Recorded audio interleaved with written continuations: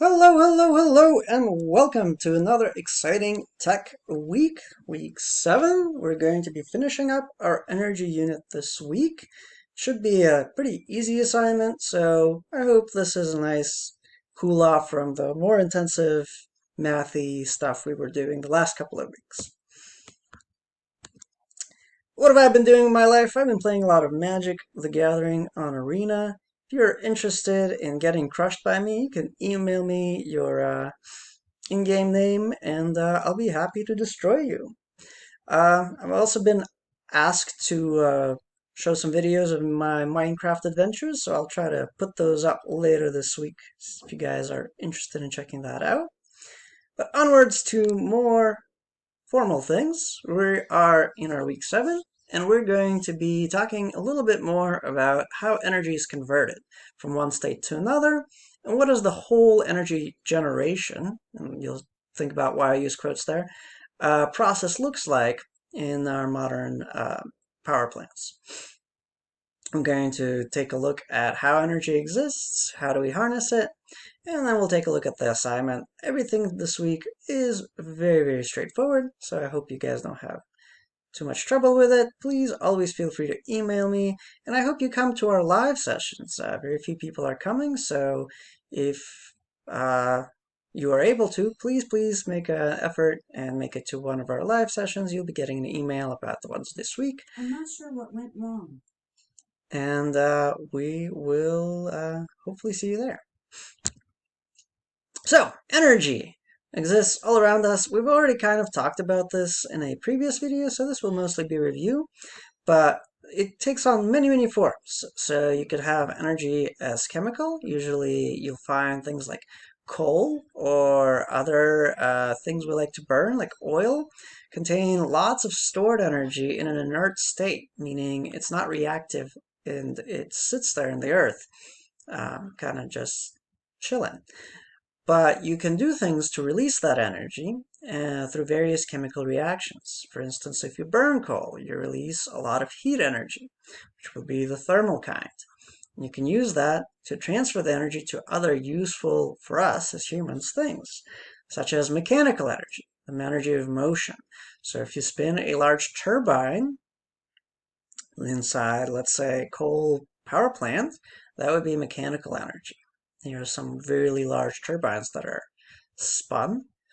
That mechanical energy we typically use to make electrical current, right? So if you have a really large turbine and you spin it, you can attach a coil of wire to it and then put a large magnet around that whole thing. That will excite the electrons within the coil and cause them to move in one direction, thereby creating electrical current, which we've been studying for the last couple of weeks. So you should be very familiar with that. And then there's radiant energy. Radiant energy is any kind of wave or beam, typically unseen, but could be visible, such as light, for instance. The sun provides a lot of radiant energy, and as you know, all of our energy does come from the sun in this form to begin with, right? So there you have your 5 states of energy as we know them. There are renewable and non-renewable energies available to us, or sources of energy, that we make lots of use of. Things that burn up and are thereby not returnable or renewable in any way, and things that are naturally occurring fluctuations that we can harness to create our own energies.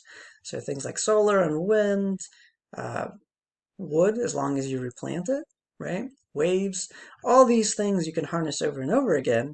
The trick is to make this efficient enough that we can outproduce, or at least keep up with, a similar rate of energy production that these things over here offer, which are currently much more energy efficient than these. We are on our way to making use of these technologies on a global scale, but we're not quite there yet. We have kinetic and potential energy. Kinetic energy is something in motion, while potential is something that could, in theory, create kinetic energy in the future, but currently does not. So energy of motion like water wheels spinning, a turbine spinning, you running. All these things have kinetic energy. Potential energy could be a block of coal. Doesn't have any energy right now, but if you burn it, it would release vast quantities of it, right? So it could be anything that has potential to do work. So lastly, the thing we want to focus on the most is this idea of energy conversion. Energy can't be created or destroyed. It can only be converted with various degrees of efficiency into a different state. So what do I mean by varying degrees of efficiency? If we want to power this fan, we might start a coal factory. We would take coal, a potential chemical energy, and we want to transform that energy into a different form, such as thermal.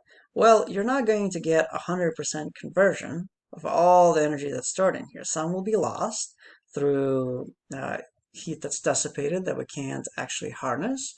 Some will be lost through the ash that'll still have some potential energy within it that we are just not able to get full use out of.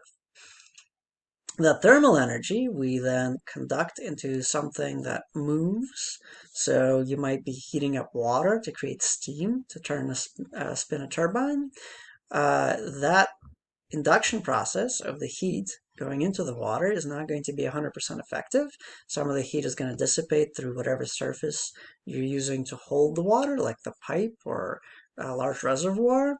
The walls of that particular object are going to be heated up and the heat will dissipate into the atmosphere, thereby losing a little bit more efficiency. Then the actual turbine spinning is not going to get 100% efficiency from the vapor going up through it, right? Some of that vapor is going to be lost, dissipated in the atmosphere around without actually creating kinetic energy. So at every stage, you lose a little bit to the environmental factors. And the more efficient we can be, the more energy we're actually able to get to our final product. The turbine spinning is then going to spin some sort of coil. That coil is going to create electricity. Again, create simply means in this case convert from the mechanical energy to the electrical.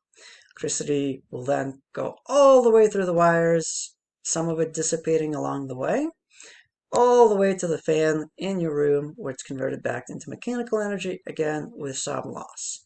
So all across here, we are losing energy in various stages, and maintaining as much of it as possible is really the core way that we can improve on this technology and move away from the more energy inefficient and non-renewable sources.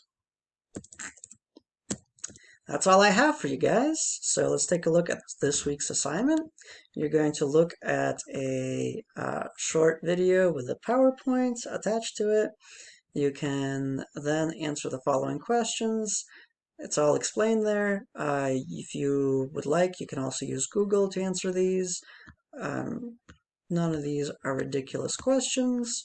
And then at the last point here, you do need to find an electrical appliance somewhere in your house.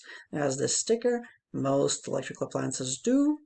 And then from there, you can extract some interesting information about this particular device.